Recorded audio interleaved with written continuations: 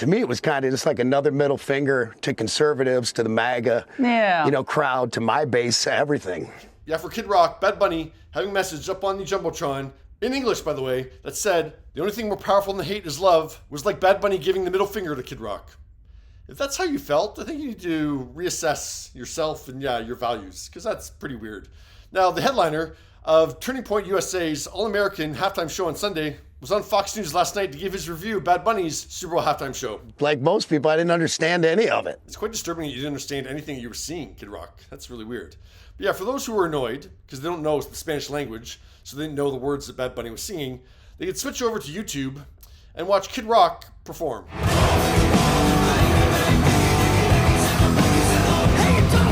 So in case you didn't catch that, that was ba with the ba, the bang, the bang, diggy, diggy, diggy, said the booties, up jump the boogie. Okay, yeah. That's your English language alternative to watching Bad Bunny sing in Spanish. Okay. That was actually the song that Kid Rock performed during the Super Bowl halftime show in 2004.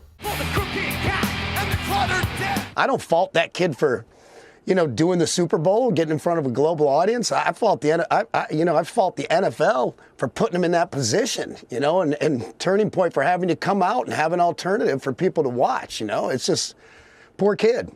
Well, the kid's doing all right. It was the most watched Super Bowl halftime show ever on television, with 128.2 million viewers. And with it being posted on YouTube immediately afterwards, Bad Bunny broke the record for the most views in the first 24 hours with 48.16 million. I mean, I saw there's a lot of dancers and a lot of big to-do stuff. And, he said he wanted to have a dance party. It looked like he had one.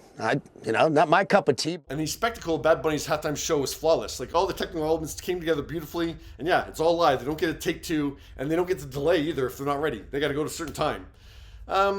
So then there's this Turning Point USA show. So I'm not sure exactly what time the stream started. It was either 7:30 or 8 p.m. But yeah, 12 minutes into the stream, a 15-minute countdown began. And then when the 15-minute clock ran out, the event didn't start for another 13 minutes after that. Yeah, so the event didn't actually start until 40 minutes into the stream. And Kid Rock was the final act. And yeah, people were confused by his 70-second performance.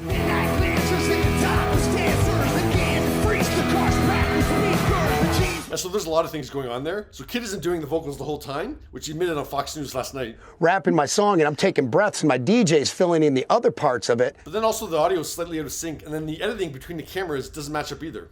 It was very difficult for the Turning Point production crew, who, by the way, I can't say enough good things about, but this was very difficult for them. I'm jumping around the stage like a rabid monkey. Your movements don't affect the editor's ability to match up the cameras. And actually, movement actually helps you match up the cameras, because, you look for a frame where, if you have your arm up like this, you look for the frame in the other camera where, his arms up like this so you can match them. So movement actually helps Kid Rock. There you go. I even told him when I saw the rough cut, I was like, you guys got to work on that sync. It's off. So it was just a syncing issue that they had, and I know they tried to get it right. It was very difficult. In other words, they didn't have a very experienced editor working on this, or then an editor who just didn't give a beep. Now, the Turning Point USA stream has racked up an impressive 21 million views in 36 hours. And the song that Kid Rock debuted on the stream, Till You Can't, which is actually a decent song, is #1 on iTunes right now, ahead of Bad Bunny's DTMF. Now, it should be noted that Bad Bunny's song has been out for over a year. So there wouldn't be that many people that needed to buy it after the Super Bowl because they already had it in their library. But this is a debut of Kid Rock's song. DTMF is streaming #1 on Spotify in both the States and globally, while Kid Rock's track isn't even in the top 200. But did you check out Turning Point USA's All-American halftime show? It's pretty embarrassing. They only had apparently they said 200 people in the audience. I don't think there's 200 people there. It looked like probably maybe 100 people were there. This wasn't live. So it's kind of a mess that they couldn't even pull this off and it wasn't even live. Yeah, what are your thoughts? No one likes Kid Rock. They either love me or people hate me.